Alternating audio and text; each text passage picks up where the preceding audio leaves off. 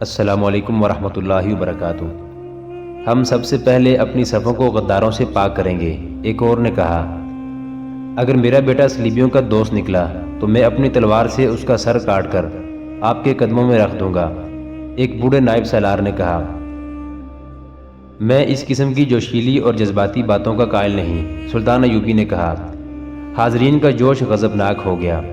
یہ وہ لوگ تھے جو سلطان ایوبی کے سامنے بات کرنے سے ڈرا کرتے تھے، مگر اب یہ سن کر کہ ان کی فوج کی وہ نفری جو مصر میں ہے، دشمن کی تخریب کاری کا شکار ہو کر اپنی سلطنت کے خلاف بغاوت پر اتر آئی ہے، تو وہ لوگ آگ بگولا ہو گئے۔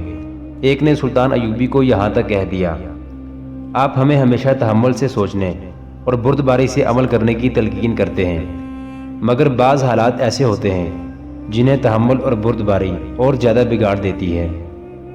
ہمیں اجازت دیں کہ قاہرہ تک ہم ایک بھی پڑاؤ نہ کریں۔ ہم آرام اور خوراک کے بغیر متواتر سفر کریں گے۔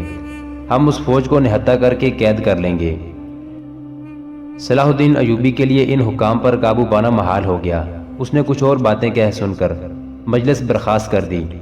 علی صبح فوج نے کوچ کیا۔ یہ کوچ ترتیب سے ہو رہا تھا۔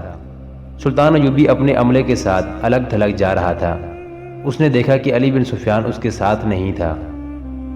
شام تک فوج کو 2 مرتبہ کچھ دیر کے لیے روکا گیا۔ شام گہری ہونے کے بعد بھی فوج چلتی رہی۔ رات کا پہلا پہر ختم ہو رہا تھا جب سلطان ایوبی نے رات کے قیام کے لیے فوج کو روکا۔ سلطان کھانے سے فارغ ہوا تو علی بن سفیان آ گیا۔ سارا دن کہاں رہے علی؟ سلطان ایوبی نے پوچھا۔ گزشتہ رات میرے دل میں ایک شک پیدا ہو گیا تھا، علی بن سفیان نے جواب دیا۔ اس کی تصدیق و تردید کے لیے سارا دن فوج میں گھومتا پھرتا رہا۔ کیسا شک؟ آپ نے رات دیکھا نہیں تھا کہ تمام سالار، کماندار اور عہدیدار کس طرح اس فوج کے خلاف بھڑک اٹھے تھے جو مصر میں ہے؟ علی بن سفیان نے کہا، مجھے شک ہونے لگا تھا کہ یہ اپنے اپنے دستوں کو بھی اسی طرح بھڑکائیں گے۔ میرا شک صحیح ثابت ہوا۔ انہوں نے تمام تر فوج کو مصر کی فوج کے متعلق ایسی باتیں بتائی ہیں کہ تمام فوج انتقامی جذبے سے مشتعل ہو گئی ہے۔ میں نے سپاہیوں کو یہ کہتے سنا ہے کہ ہم محاذوں پر زخمی اور شہید ہوتے ہیں اور ہمارے ہی ساتھی قاہرہ میں عیش کرتے اور اسلامی پرچم کے خلاف علم بغاوت بلند کرنا چاہتے ہیں۔ ہم جاتے ہی انہیں ختم کر دیں گے، پھر سوڈان میں پھنسی ہوئی فوج کی مدد کو پہنچیں گے۔ قابل صد احترام امیر، اگر ہم نے کوئی پیش بندی نہ کی تو قاہرہ پہنچتے ہی خانہ جنگی شروع ہو جائے گی۔ ہماری یہ فوج انتقامی جذبے کے زیر اثر غصے میں ہے اور ہماری مصر والی فوج پہلے ہی بغاوت کے بہانے ڈھونڈ رہی ہے۔ مجھے اس پر تو خوشی ہے کہ مسلسل مارکوں کی تھکی ہوئی اس فوج میں یہ جذبہ پیدا ہو گیا ہے۔ سلطان ایوبی نے کہا، مگر ہمارا دشمن یہی چاہتا ہے کہ ہماری فوج 2 حصوں میں بٹ کر آپس میں ٹکرا جائے۔ وہ گہری سوچ میں پڑ گیا، پھر کہنے لگا، جب ہم قاہرہ سے خاصا دور ہوں گے تو میں ذمہ دار اور ذہین قاصد بھیج کر مصر والی فوج کو کسی دوسرے راستے سے قرہ کی سمت کوچ کا حکم دے دوں گا۔ شاید میں خود آگے چلا جاؤں اور اس فوج کو کوچ کرا دوں، تاکہ یہ فوج جو ہمارے ساتھ ہے جب وہاں پہنچے تو وہاں اسے اس فوج کا کوئی سپاہی نظر نہ آئے۔ تم نے اچھا کیا ہے علی، میری توجہ ادھر نہیں گئی تھی۔ وہ پراسرار غیب دان جس کے متعلق سرحد کے دیہاتی علاقوں میں مشہور ہو گیا تھا کہ آسمان سے آیا ہے، خدا کا دین لایا ہے اور مرے ہوں کو زندہ کرتا ہے، اپنے مصاحبوں کے قافلے کے ساتھ سفر کرتا تھا۔ جنہوں نے اسے دیکھا تھا وہ کہتے تھے کہ وہ بوڑھا نہیں، اس کی داڑھی بھورے رنگ کی اور چہرے کی رنگت گوری بتائی جاتی تھی۔ اس نے سر کے بال بڑھا رکھے تھے۔ لوگ بتاتے تھے کہ اس کی شربتی آنکھوں میں پورے چاند جیسی چمک ہے اور اس کے دانت ستاروں کی طرح سفید اور شفاف ہیں۔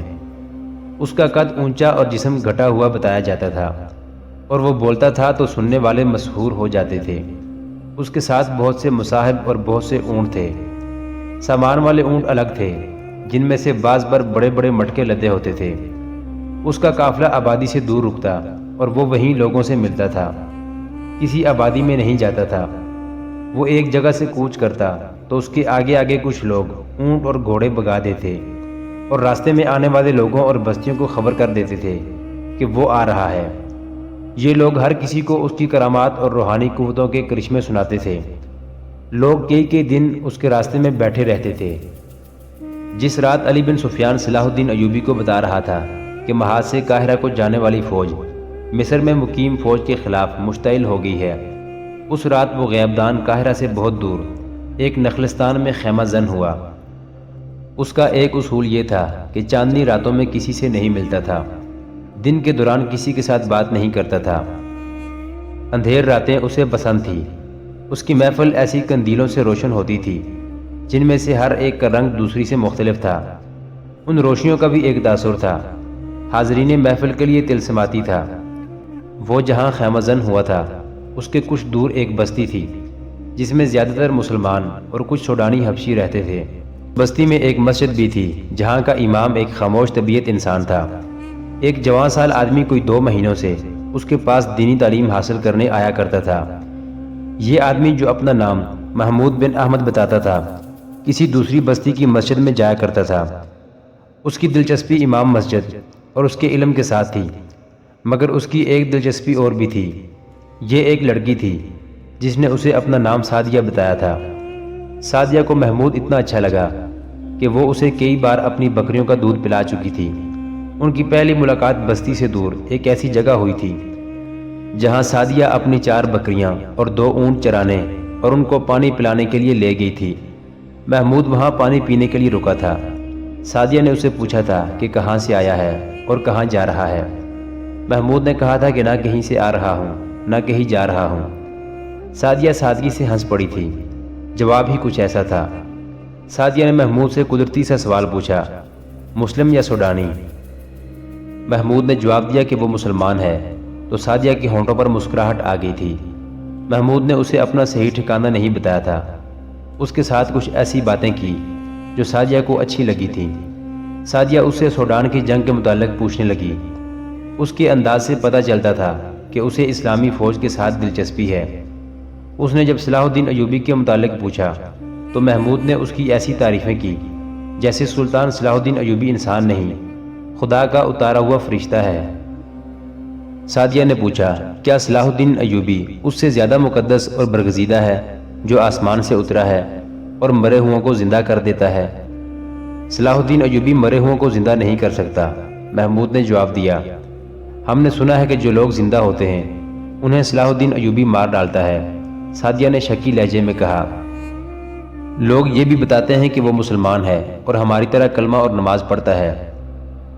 تمہیں کس نے بتایا ہے کہ وہ لوگوں کو مار ڈالتا ہے؟